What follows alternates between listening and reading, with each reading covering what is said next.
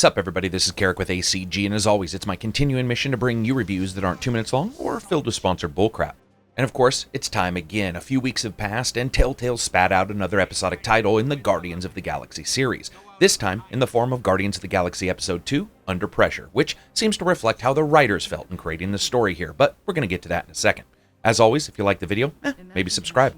So here's my review for Telltale Guardians of the Galaxy Episode 2. Flip of the coin decision making, blue versus green, and how to do nothing with something.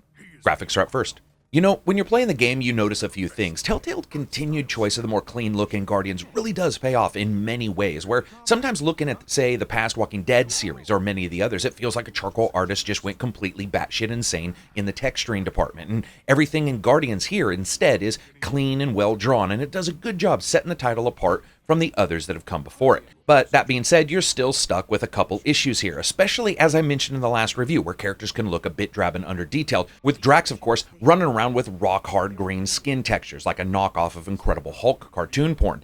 Of course, much of that is due to the fact that this dude is upgraded past the Rock's extra small t-shirt wearing addiction like he's a shopper at the Little Mistress section at Fred Meyer, where Drax is shirtless completely, but it's something noticeable. This continues on episode 1, where Guardians still actually runs better than most of the titles before it, dropping a couple frames and long sweeping shots or some action moments. Now speaking of shooting though, this engine still needs to be taken out into pasture and given a farmer's burial, because even though it does run well, it shows its age at almost all times, and it creaks through scenes, even if the frame rate is a little bit more steady here than some of those other series. Altogether, I'd say it's not bad, but it's hard not to assume its ancient engine does hold it back a bit when it comes to really offering a feeling of motion, momentum, and control to the characters.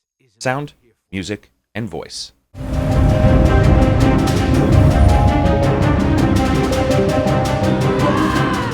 What's all this? None of your business. Don't make me regret letting you in here.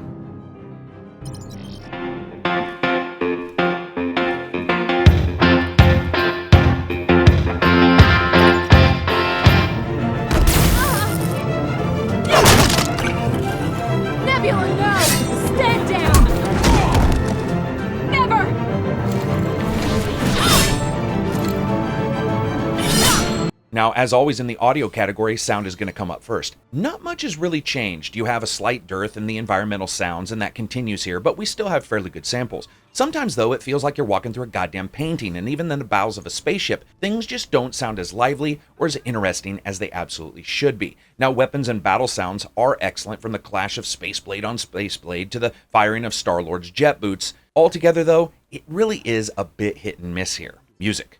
And speaking of misses, it's like they were on a different shooting range than the previous game. Listen, you can't just pick out any old classic song, throw it into a game, and call it good. You might as well just use Down in the Boondocks from Billy Royal, though admittedly that would actually make more sense than what they've chosen here. The tracks within this title, except for the one you play from your mixtape, don't hit well at all. And there's one in particular that plays out during a battle scene. Nothing about it fits the theme. This actually happens again during a space battle, where the music doesn't elevate and integrate the action, but instead plays along like some kind of parallel track, making it really hard to concentrate on one or the other, and they never really meet together. It's like playing I Wanna Rock and Roll All Night during goddamn prayer study. It just feels awful here. Honestly, I would say a complete miss. Though we do have the typical ambient tracks that play during the episodes, very few overall exploratory downsides cause this to not be noticed as much, and certainly doesn't alleviate the misses everywhere else. Voice. So admittedly, the voices have grown on me a bit and solidified themselves as this version's reflection of the characters, and I think that's fair to say. But at the same time, I have to say that the writing and just the overall delivery and plot are tremendously poor here, with Scott Porter and Nolan North as Star-Lord and Rocket investigating the latter's origin story, having almost no impact on emotion though, because it's written so straight that there's no room at all for any nuance. It's completely removed. And really that's something this episode absolutely drives home, with every single binary choice leading you to wonder if someone just thinks there's only Sith and Jedi and good and bad choices and nothing in between. It absolutely hurts the story in many ways, and is sad because honestly the guys voicing the characters seem to be trying their best, but frankly, if you're expecting Shakespeare and you get Rennie Harlan, that's pretty much on you. As a total, I'd say the voice here, good when it comes to the presentation, not at all good when it comes to the content. And of course that brings us to gameplay and a bit about the story. Now the last episode, which I won't spoil, had a huge premise, while this tale instead rams home the space Scooby-Doo mystery van antics of the main characters, sending Star-Lord and others into various smaller mysteries, sort of firmly pillaring up the main one, which is that Star-Lord apparently ate too much peyote and keeps having strange dreams. And that's pretty much right at the start where the wheels come off this thing. While I had some issues with choice and reflection in the first episode, episode 2 here is easily the shortest Telltale game yet offered, coming in at barely over 1 hour with talking to everyone, and a choice in the middle that seems like it's going to send you off into other adventures, but is shortchanged into complete drivel. And really, that's what's so disappointing here. While the first section opens with a short but interesting battle scene, everything in episode 2 is like a goddamn digital version of a crib note of a completely different game that's complete in another dimension. Every choice revolving around nothing more than if you agree with the green-skinned dude or the blue-skinned chick. If you want to hear the I am Groot joke for the 400th time, or if you want to hear Raccoon losing his mind in the engine room, where the first episode's camaraderie and overall family group dynamic replaced the duality of Batman and Bruce Wayne from the prior Batman series, and I was really excited for that.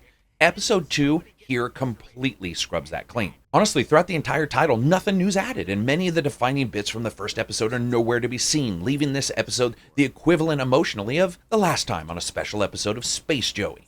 Fun factor: it really wasn't at all. I'd be lying if I didn't say small parts were interesting, like the look into some of the characters' history, which seems to be a thing this series is going to be known for. But overall, I've really never experienced such a slog in a Telltale game prior. So as you guys know, with episodes like this, I rate it on a buy right now or hold off kind of rating system until each episode sort of adds to the overall worth. This is definitely a hold off. The fact is this game is really not that good. It's not that fun. It's not written very well. And in the end, it takes everything that was strong about the original and completely, utterly removes it and doesn't add anything to replace it. So I hope you guys like the reviews. If you do, give it a thumbs up. If you dislike it, give it a thumbs down. Remember to check out Twitter and Patreon. That's how I continue to give you guys reviews that aren't 2 minutes long or filled with sponsored bullcrap. And of course, the next review is going to be for Dirt 4 tonight. Peace out and enjoy the rest of your week.